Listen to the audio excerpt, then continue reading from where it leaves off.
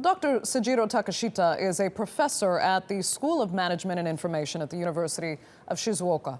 He joins us now to discuss the significance of the Japanese Prime Minister's visit to Pearl Harbor. Thanks so much for joining us. Why is this so important for U.S.-Japan relations, and why in 2016?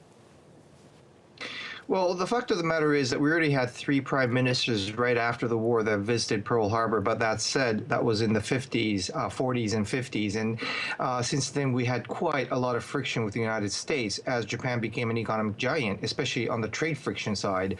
And actually, they weren't able, they didn't have any chance really to take this opportunity at all. And after 7.5 decades, they finally came to this situation, which I think is quite a landmark event, considering that Mr. Obama also visited Hiroshima this May.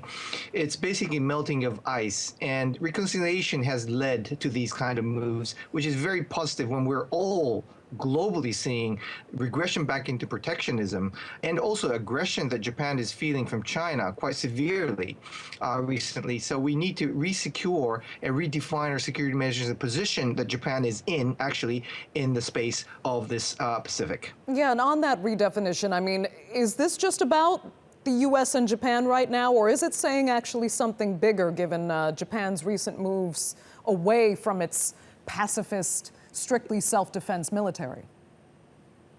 Well, actually, it's very clear that Japan has to change its constitution. We haven't changed it for so many years, while other countries have. But that said, of course, we'd like to keep sustaining the core idea of the Ninth Amendment, which is basically not utilizing any arms.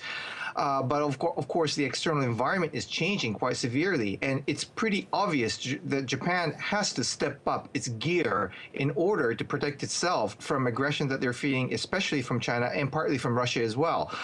So in order to sustain that security, the fact that we're under the umbrella of the United States, and many people worry that we're regressing back into the 30s, that is physically and structurally not possible for Japan to do that. So obviously, the only resolution for Japan is to strengthen its allies as far as security measures, especially with the United States. So then how is this visit resonating with people in Japan? It's settling down quite nicely. Of course, there are many people who's totally unsatisfied that there's not 100% resolution, but you never get that in political scenes. Some things remain parallel, but the fact is that parallel line has become a lot closer, and this should give a lot more positive issues in regarding the two nations' economic issues, which is one of the biggest worries that Japan has right now, especially with the new to-be president.